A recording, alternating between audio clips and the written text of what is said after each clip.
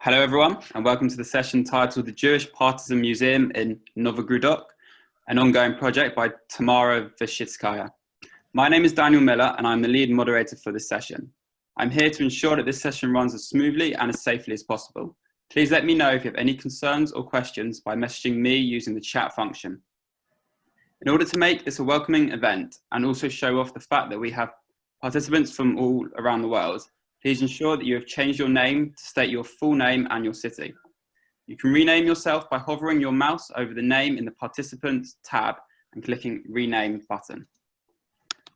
We would really like you to turn your video on during the session. Being able to see each other helps create a more of a community atmosphere, and for security reasons, we may remove people who have their video turned off.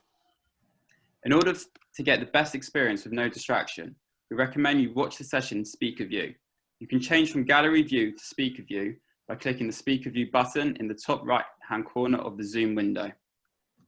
Tamara's decided to have questions throughout, but also has saved some time at the end for anyone to ask any additional questions. I hope you enjoy the session, and I'm once again pleased to introduce Tamara over to you. Well, thank you for the introduction, and hello everybody.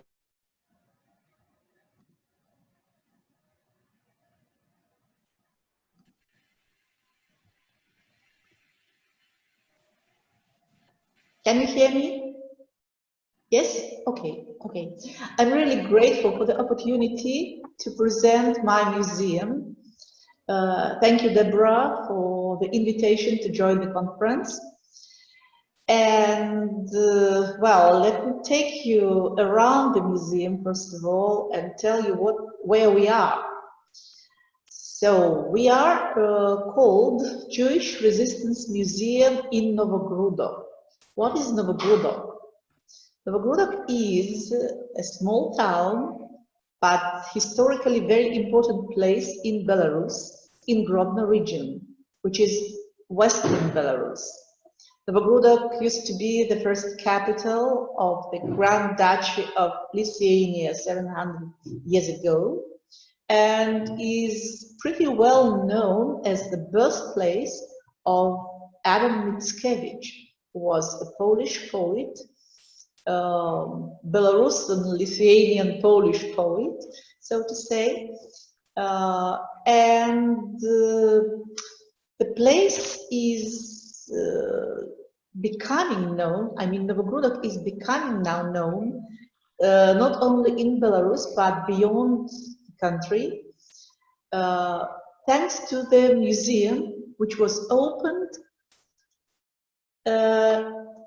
in this building, which you now see on your screens. Not very presentable building, because it used to be a barrack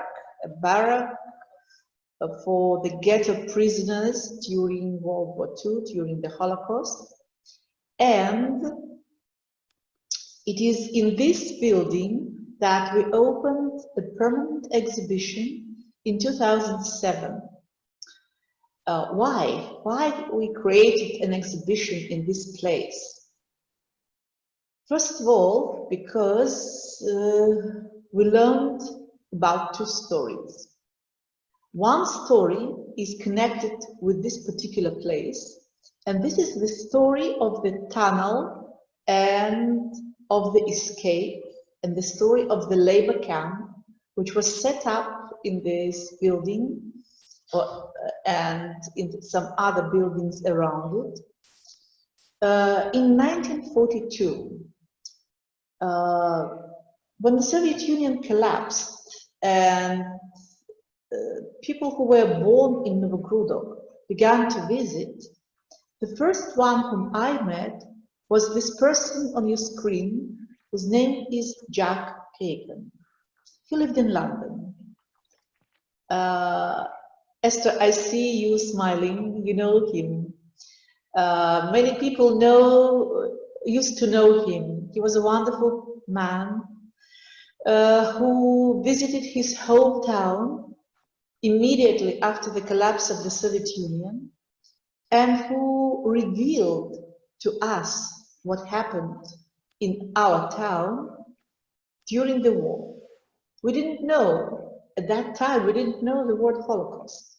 We didn't know anything about what happened to the Jews. And Jack Kagan started telling his story, and the story of the tunnel, and the story of the Bielski partisans with whom he survived, and thanks whom he survived. So with his help and with his initiative in many ways, we managed to collect, to research and to collect information, first information, then photographs.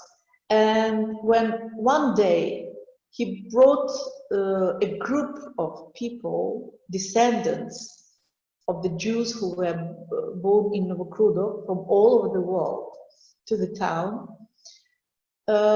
we came here to this place, and he told me that it was somewhere here that they started digging a tunnel from the barrack, and all of them escaped to join the partisans, the Bielski partisans. You know, we tried to find evidence from non-Jews, eyewitnesses of the Holocaust in Novogrudok, but nobody could show us where the tunnel was. So the story had very little chances to be presented, but it meant to be. You know, things happen. One day, we invited an archaeologist who did some archaeological search in front of the building, and we found something like traces of the tunnel. It gave us inspiration to approach the administration of an agricultural lyceum, because this building and other buildings on the territory, they do not belong to the museum. They belong to an agricultural school. So the administration was very favorable with regards to our initiative to create some exhibition in this building, and they gave us some rooms. So what you see now is one of the rooms in this building, in this barrack building, and in this room they started digging a tunnel. So we proved archaeologically that it really was here in this place, and because it used to be a stable before the war, a stable for the courthouse, this room was bigger than other rooms in this exhibition. So we managed to use artifacts found during the archaeological dig or the exhibition. Jack Kagan provided photographs, many photographs of people who were with him together in this barrack, and he himself and his family slept on the bunks, which you see here. So we could reconstruct the entrance into the tunnel and tell the story, or many stories. At the beginning, there were 500 prisoners in this labor camp, or about 500, and the story is one story for all. The story how they were brought here, how they built the bunks themselves, how they worked in the workshops for the Nazis and for the citizens and for people from the countryside, how they established contacts through Belarusian contact to the Bielski brothers, Kostik Kozlovsky, how some of them tried to escape from this labor camp, which was totally sealed. And it lasted until May 7, 1943, until the fourth massacre. It is on May 7 that half of the prisoners were killed, And it is after this mass execution that they started digging the tunnel. When I say they, when I say the prisoners, it's difficult to imagine who they were. Here are some pictures of some of them. Some important people, others just ordinary folk which didn't do anything special for the tunnel or during the escape or after the escape. Some of them even didn't survive the escape. But each story is very important because each story contributes to the whole story of the tunnel. So we tell stories in this museum. We tell stories, as we know now, of 227 people. For some of them, the stories are very short, just a name and what happened to a person, whether he survived or not. But for others, we really know a lot. Probably the one who I can talk for hours about is Jack Kagan, because he was my friend for about 30 years, and well, he's still with us. I speak about him every time I have visitors, I receive visitors at the museum. And well, that's how his name will live forever. I'm sure of it, here in Novogrudok. For what he did in Novogrudok to preserve the history of the Jews of our town, he was awarded the title of the honorary citizen of Novogrudok, and he was very proud of it. So the people who you see here, like Daniel Ostashchinsky, for example, who was the chairman of the Judenrat and who was part of resistance in Novogrudok. His story, his testimony, which he left after the war, is the only one which is practically 90% of the testimony is devoted to the tunnel story and the story of the escape, because he regarded it as a unique phenomenon which happened in Novogrudok. You can see that some of the prisoners were young, some of them were people already in their 40s or even 50s, like for example, Zaidel Kushner, here in the middle picture. You see the Kushner family, which is now known because Zaidel's great grandson, Jared, is married to Ivanka Trump and lives in the White House. And the Kushner family, three of them, Zaidel, Ray, and Leah, they survived the escape and then emigrated later to the United States. Well, every person who lived in the ghetto after who stayed alive in the ghetto after the massacre contributed to building the tunnel. And here you can see a tunnel digger, Israel Kalachik, who visited Novogrudok in 2012. He visited together with a group of 50 descendants of the escapees. Israel was imprisoned in the ghetto like Jack Kagan.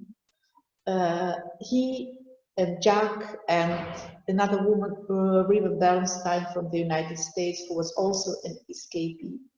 They came to Novogrudok with their children, grandchildren, and many other children and grandchildren of the escapees, came on the invitation, on our invitation, to search for the exit from the tunnel. Because when we arranged this exhibition in 2007, it was opened in 2007, there was always a question, how long the tunnel was? Where did they came out of the tunnel?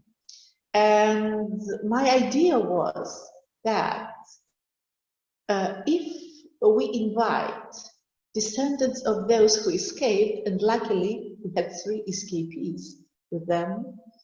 And if we invite young people from Novogrudok to work with them together, to search with them together, this will have a very special meaning.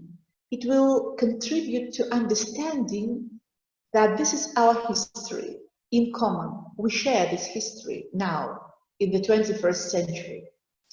Israel Kalachik, when he entered the barrack, you see him sitting here on the table. He told me when there was not enough room on the bunk, someone had to sleep sitting on the table.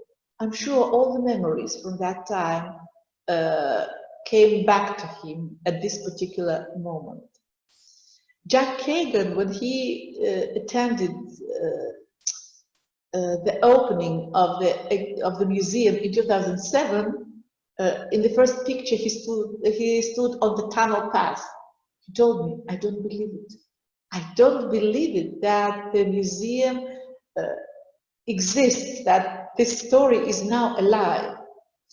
And last year, when we organized a reunion of descendants of the Bielski partisans, his son told me that in London, when he went for a walk, he used to count 200 steps and would stop and say, I don't believe it. The same phrase. So all his life, he was thinking about the tunnel. All his life, he felt it necessary to do everything possible to preserve this story. So now, when he is no longer alive, it's our responsibility to make it an ongoing project and to develop this museum into a memorial, exhibition which is indoor and outdoor. Our exhibition, our museum has one more story. It tells the story of the Bielski partisans. That's why it can be called the Partisan Museum as well. Because those who escaped through the tunnel, they had one hope to survive if they reached the Bielski partisans in the forest. These 3 brothers, Asoel, Tuvia, and Zeus, 3 of 12 children in the Bielski family, but they were the eldest. They were never in the ghetto. They were too proud, to be in the ghetto. And because they they were born in the village, and their parents had a water mill in the village, they were the only Jewish family in the village of Stankevichi, where they lived. And they knew how to defend their Jewish pride before the war, because they lived in the environment when there were no more Jews, but then they were tough guys. The village was surrounded by forests, so they were very much familiar with the forest. And they had many friends among non-Jews, among Belarusians and Poles, because they were millers. And it helped them to survive the first winter hiding with their friends and acquaintances, moving from place to place. And there are still eyewitnesses or people who can testify how they helped the Bielskis during that first winter, and how later on they went to the forest, just their family, in order to survive in the forest. But in the forest, they met other people who were already armed and who planned to fight against the Nazis. Tuvia Bielski had women and elderly people and even a baby with them in the forest. So they had no chance to join Russian partisans, although at the initial period they were they were always part of Soviet partisan movement, and at the initial stage they were registered as the second company of a Russian partisan detachment. But later on, the command decided to split them, or to separate them into a separate partisan group, and they were even split into a fighting group and a family group. This picture is very well known, where you can see fighters, but the Bielski partisans were, they were maybe about 200 people were fighters. Altogether, they had about 1,000 people in the forest. Here you can see some of the men who were really looked like fighters and have rifles and machine guns and submachine guns. Yehuda Bielski, whom you see here and who is not very often spoken about, he played also a very important role, if not a decisive role, at the initial stage. He was a cousin to Tuvia, Asoil, and Bielski. And he was the first one who brought 10 people from the ghetto in Novogrudok to the forest, because Tuvia sent a letter to the ghetto with his Belarusian friend Kostik Kozlovsky and invited Yehuda to join them in the forest. So that's how it worked, and that's how women, see here women in the picture. In the middle, it's Haya Bielski with her daughter Asaela, who was born after, this picture was made immediately after the war. She was born in 1945. The Bielskis managed to do, you know, to have a purpose which was higher than everything else, and which is even today not fully estimated. And their aim to save life during the war was so different from what other partisans were aimed at, because during the war everybody wanted to fight against the Nazis and to kill the Nazis, and Tuvia didn't. And Tuvia wanted to save life, to save every Jew. So even his brothers didn't share his aim completely. Yet, according to Aaron Bell, the youngest of the brothers, who is still alive, he lives in Florida, only because they supported each other and only because they were together, they managed to accomplish what Tuvia called a mission, and he would often say or repeat in the forest that he felt the hand of God leading the Bielski brothers. So these two stories, they are told in the buildings, which are eyewitnesses of what happened during the Holocaust in Novogrudok. This, in the middle, you see the model with a white building and some brown buildings. This white building used to be built for a courthouse in 1927. And all these buildings were used for workshops during the Holocaust, and the Jews, 500 Jews, worked in these buildings. The barrack on the left also belongs to an agricultural lyceum, and it was used for living, as a living barrack during the ghetto, during the labor camp. There are also some other buildings on the territory for the guards, the building for the guards, and the territory itself, because the tunnel ran from the barrack in the direction of the forest.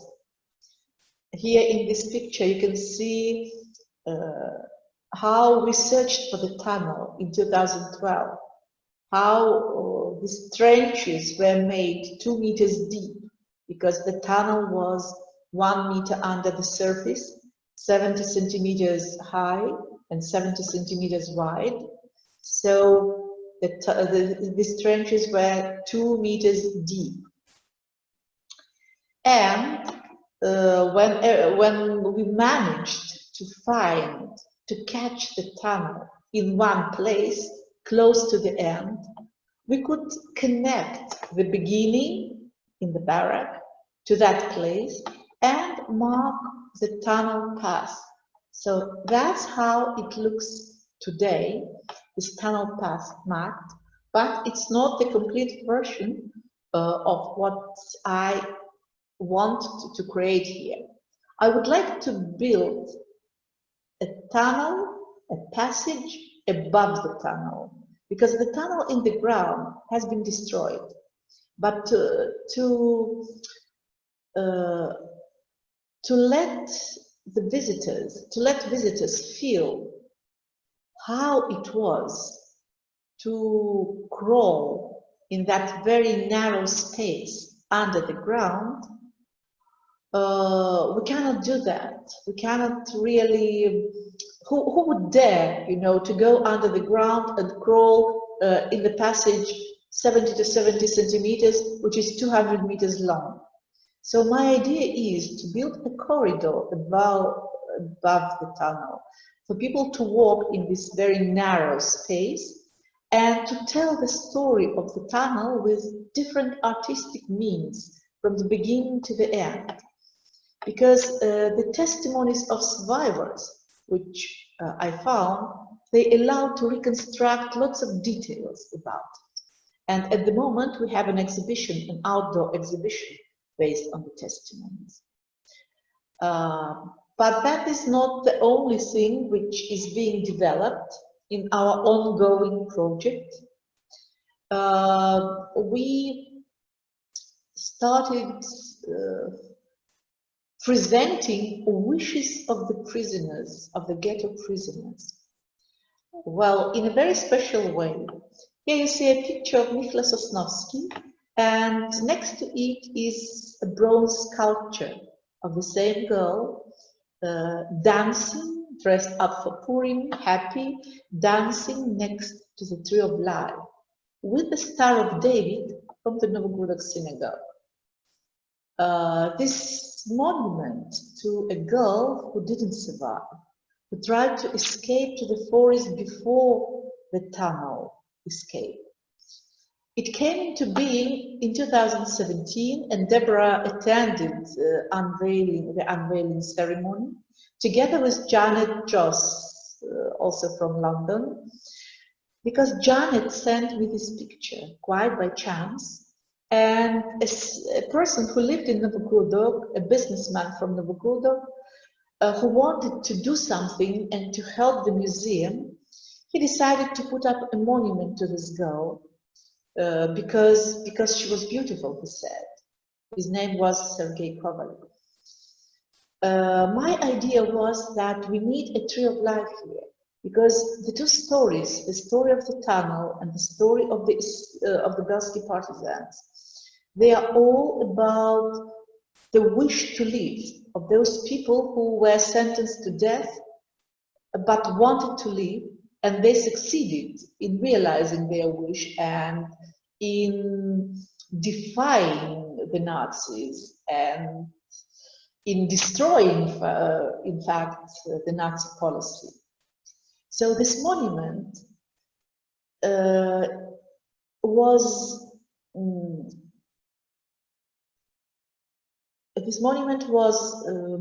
interpreted as a monument to a wish to live, because Michał now lives eternal life dancing next to the tree of life. And we know about other wishes of other prisoners of this ghetto, mostly, well, children and grown-ups, and I will do my best for another sign, another monument to Jack Kagan, a boy without toes, sitting here in a beautiful garden and eating a fresh roll. Because Jack told me that he survived only because he wanted to know how it would end, and when it ends, he wanted a lot of fresh rolls with butter. He was always starving, always hungry. So I want this boy sit here and be happy and remind about that. That's how we want to remind people about simple wishes that change life. And the museum, the territory of the museum is now incorporating this garden which I call a garden of justice and compassion, which is dedicated to non-Jews, to Belarusians and Poles who helped the Jews to survive. You see that this garden was laid by young people and aged people. These aged people, they are forced laborers, those who were sent to Germany and to other countries, Baltic countries, for forced labor, who survived, who came back. And when we told them that we would like to invite them to plant trees to honor those people who, during the darkest years, the darkest times, had compassion to the Jews, and who thought that it was unjust because the Jews were murdered only because they were Jewish, they said yes. And while planting these trees, they told us their own stories, which are sometimes incredibly difficult and hard. So this garden has now 26 trees with plaques, with names. Only 10 families have the title of the righteous among nations from Novogrudok. But we know many more stories, and in this way we reconstruct or restore justice. We pay tribute to those people because we have proofs from both sides, from the Jews and from non-Jews, about what they did. And I'm sure this garden will have more names, trees with names. So the story of the tunnel is now told also in this outdoor exhibition, which is based on testimonies of survivors who participated in the construction of the tunnel and in the escape. And here at the far end, in this left picture, you can see a dome, a small window, which covers the tunnel. We decided to preserve the tunnel as it looks today. It looks today as you see now. This is the one piece of the tunnel preserved, which is about 2 meters deep. And can you imagine our pure luck that during excavation, when I was working with a shovel, I found these 2 pieces of ventilation pipes which they used to bring the air inside the tunnel during the construction. I mean the Jews during the war, because they lacked air, they had to bring it in by putting pieces of metal pipes, pushing them through this 1 meter clay above the tunnel. And because they needed light inside the tunnel and they couldn't use kerosene lamps, they had to install electricity. So that's what you can see here in this picture. So this is the most precious piece of our exhibition. And it is close to the memorial wall, which was unveiled in 2019. This wall is dedicated to all the tunnel escapees. All the names are marked in 3 languages, in Russian, English, and Hebrew. And my idea was to mark those who survived the escape in a different way from those who didn't. And there's also a group, about 30 people, we don't know what happened to them. So a young architect from Belarus, Georg Zaborski, he created a project, an architectural project. Those who survived the escape, they are marked by a hole in this wall. And those who didn't, by a block which got stuck in the wall. Thus, this wall becomes a symbolic border between life and death. The construction of the wall was financed by the Kushner, Charles and Cyril Kushner Family Foundation. And we hope that this contribution will be not the last one and not the only one, that other survivors will always remember about their parents who did that and would come. We organized 2 reunions already, 2 reunions of the Bielski partisans. This one, which you can see some pictures, took place in 2019. More than 100 people from all over the world joined the reunion. And for the first time, since 2007, when we created the museum in the BARRACK, Belarusian officials came to Novogrudok. Here you can see the Minister of Foreign Affairs. So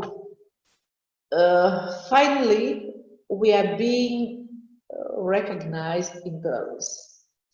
This museum and everything which has been done until now was done only on grants and donations, no financial support from the Belarusian government, but this is a state museum, and it means that this museum will remain forever and has a chance to develop. Not only in Novogrudok, but also in the forest. In the forest where the Bielski partisans had their main camp, known as Jerusalem. That's how the locals called this camp. During the reunion, we spent a day in the forest. You can see descendants of the Bielskis in this picture, and we have an information stand already there, so that the people who want to see this place can visit it. This event was very emotional for everybody who came to this place, and some people wanted to stay longer. You can see here what people did. It was an act of emotional wish to leave something and to connect somehow to this place. A grandson of Zuz Bielski is putting a mezuzah on the tree in the forest.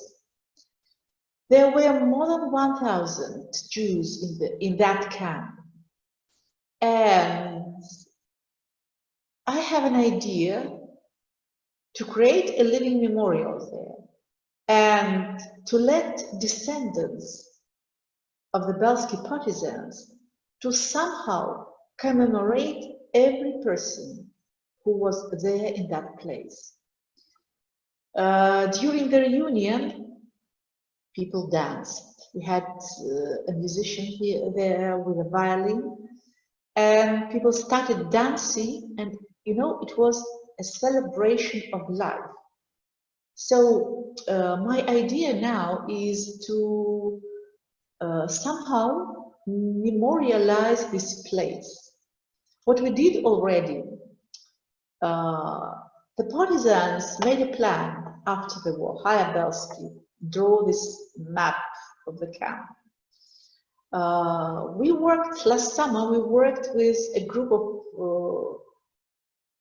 young Jews from Belarus, from Sakhnut, and an archaeologist, and we tried to mark every place where they had dugouts during the war with the GPS coordinates, so that we have a plan of the camp, a real plan of the camp on the territory. This work is not complete yet. We found some artifacts during the last 2 years, and you can see what still can be found there in the camp. Very nice things. I love them.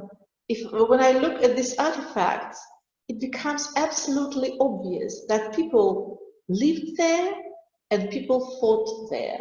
These things can be still, you know, found on top of the ground, and with very simple tools, we can recover them. So they are for the museum, for the museum of the Bielski partisans in Novogrudok. But in the forest, we are planning, we applied for a grant and hope to get support from a German foundation, FLZ, for an artistic project in the camp. And this artistic project will be aimed at discovering or researching the very concept, what a living memorial should be. So, by the way, in this picture, you see a frying pan at the very bottom in the right-hand corner. This frying pan was found in the forest by a British ambassador in Belarus, when she visited the camp. Amazing, really amazing. I see that our time is coming to an end, so I thank you for your attention, and we still have some time for questions. Yeah, if you have any questions, please message me privately on the chat and I'll read them out on your behalf.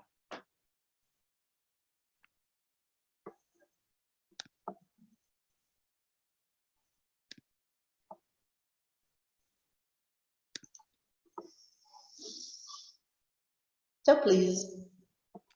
Yeah, Jacqueline, you need to unmute. Yeah. Hi, sorry, I'm not very good with the technology. It's easier for me to just ask a question. That was very moving. Jack Kagan actually spoke at our shul, which is Belmont Shul in the suburbs of London some years ago, and I've never forgotten his story. And my community was very closely connected with Minsk for many years. We had a group and we started a Jewish kindergarten, and so there's a connection there. Right at the beginning of your talk, you said that you knew nothing of what happened in your town. Can you just explain that a little bit further? Was it because any survivors were afraid to speak?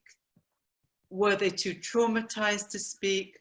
What was the reason for that? Yes, this is a big surprise for me as well. How could it happen that nobody spoke about the Jews? And when I learned from Jack Kagan, from a stranger, you know, who came to visit, and he just asked, what is there in your museum about the Jews? And I looked at him and said, what Jews? That was really a shock for me, that I knew nothing. And when I started asking local people who who lived during the war in Novogrudok. And there was one Bielski partisan in the town, alive at that time. People were very surprised why I asked about Jews. Even the Jews didn't want to speak about that, because during the Soviet Union, to be a Jew meant to be in trouble. And many Jews changed their names to Russian names. And they didn't talk about what happened during the Holocaust for this reason, but there was another reason common for every survivor. It was too difficult to talk about it. And many people just tried to forget. So that's what they said. But since we have this museum, everything has changed. And local people, non-Jews, they thanked me for creating this museum because it legalized, the topic, and they feel free to speak about it now.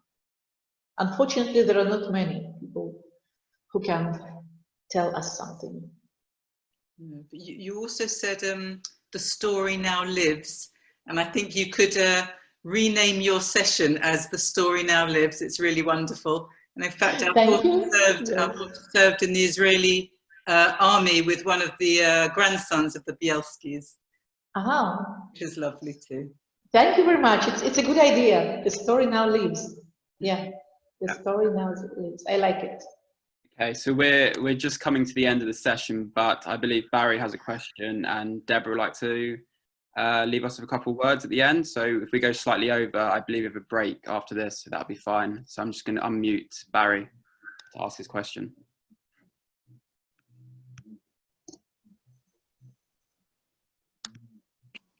Right. It was not so much a question as sharing about Jack, the wonderful Jack. Jack was one of my suppliers when I was at Marks and Spencer. And at that time, of course, I knew nothing about his history until I worked at the Spiro Institute, where he was doing Shoah work, and got to know his wonderful story. And of course, I think many of you, or perhaps already know, Jack's wonderful book, which I've got autographed by him when it was launched at the Imperial War Museum. He was a terrific guy. He came to my synagogue, Radlett and Bushy Reform Synagogue, to speak to Michael and Ira Kemerov, who were then running the Grodno community and have now moved to Minsk, where they're very involved with the reform movement, was very able in helping and assisting them. And Jack, a modest, wonderful man who's done the most amazing work. I was very pleased to be associated with him. Every word is true, absolutely. And in my opinion, he survived in order to preserve this story. Yes, because he was so dedicated, to spreading the story all over the world. And he was so proud of the exhibition in the IBM. So thank you very much for this. I hope to come to London when the pandemic is over with my new documentary, The Book of Curses. I know that JW3 is planning, or has been planning, some event to commemorate Jack at the end of this year. So if it comes true, then hopefully we'll meet. Yeah, thanks for that. I'm just going to pass over to Deborah quickly now. So I just wanted to round up by saying a huge thank you to Tamara. There is so much at your museum. It's extraordinary. And I was, and also Jack, who's here. Jack and I were in the forest at the camp, at the partisan camp, where we had Fiona with us. So Fiona Gibb, the British ambassador. We found all sorts of things on that day. You literally just walk around and you will find something. The book that Barry held up it's very, very powerful book, and I would urge everybody to read it. Jeanette, who's here, and her amazing story, and she has an amazing book as well, with her photography and her family's photographs, which gave rise to the photograph of Myśl Sosnowski, who's now the memorial. We could talk about this for weeks. It's the most phenomenal story.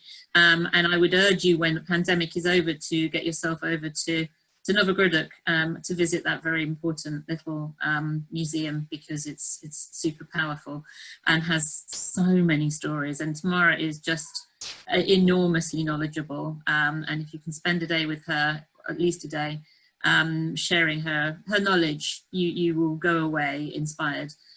So I'm really grateful that you came today, and hope you'll stay for the rest of the day. And thank you for presenting today. Really grateful. Thank you, Deborah. Before I say something, I want to say hello to Janet. I'm so happy to see you. Yeah.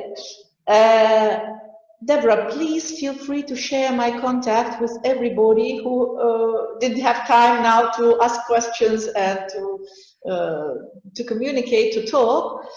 I'm so grateful to all of you who came to this session. And I really hope that you will join Deborah, you will join Janet, because Janet will come again to Novogrudok, I'm sure of it, to look at your Michle, how she dances in our garden. So please stay in touch. Let's work together. Yeah, that's what I need, your support. Thank you. Okay, thank you again, Tamara. Just a reminder, the next session begins at 2:30, and you have the choice of Connecting Isolated Jewish Communities panel discussion in room 1, Testimonies and Tragedy and Resistance in room 2, and Shul of Rock in room 3. You can find out more about all these sessions on the program on the website. I will now unmute everyone and give everyone a chance to say thank you themselves to Tamara. Thank you. Thank you. And don't forget there's music playing from the moment as well, if you want to have some background music while you have your lunch or whatever you're having. Thanks, Tamara. Really great. Thank you. Thank you, Deborah. Thank you. Brilliant.